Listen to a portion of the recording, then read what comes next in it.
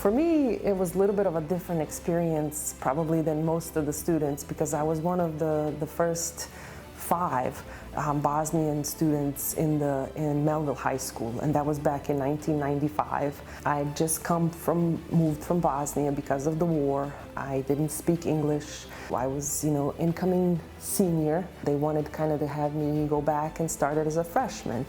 With a lot of help from the counselors and the teachers, we sat down and they decided that they would give me a chance to try to kind of prove myself and see if in those first 6 months I can learn English and start to follow the curriculum. She's just that type of person that just, when she's focused on it, she's gonna go do it and there's no obstacle, but she does it with such grace. She never makes it look hard, not at all. You could never see it on her that she's struggled, like even though there's a lot of struggle and all of that, right?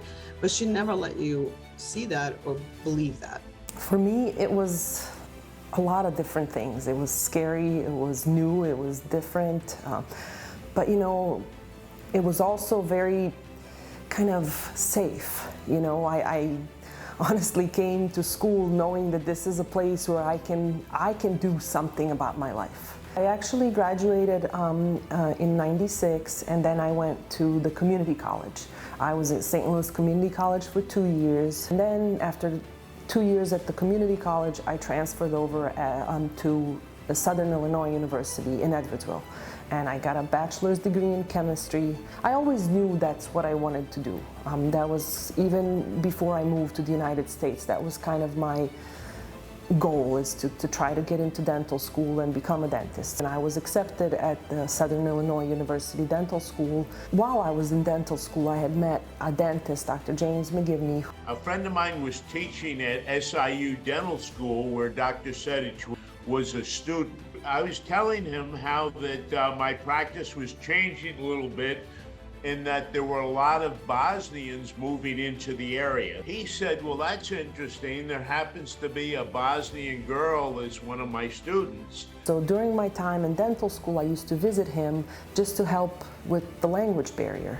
A lot of patients who come in to see him don't understand the language, so I used to come observe what he was doing, but at the same time help with translating. When it comes to decisions about your health care, I think you want to understand everything that you possibly can. If you encounter somebody who speaks your language, I think it just eases everybody a little bit and makes that a little more comfortable. A couple of years of being with him full time, I actually ended up buying his practice from him. Being a female in that field in dentistry, right, it's really, typically dominated by, males, to have her own practice, it's a huge accomplishment. Her patients are not her patients' patients.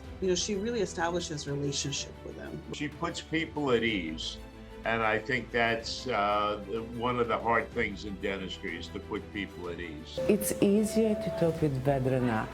Her smile, her presence, her energy is just extraordinary. She gives so much back to community. She's well recognized professionally among her peers. She's a great role model for any young girl, right? To, look up to and to see how you can be a successful entrepreneur like herself, right? And being in that business and owning your own business. So I think it's empowering. I feel like had it not been for the open-mindedness of the staff and faculty and the school district to give us a chance, who knows? I mean, who knows what would have happened to me? It is such an honor. It is such a privilege and such an honor. All I could see is the 17-year-old me walking in for the first day and being scared and thinking, am I even going to be able to do this? How will I do this, And now to be inducted in the Hall of Fame, I think it's amazing.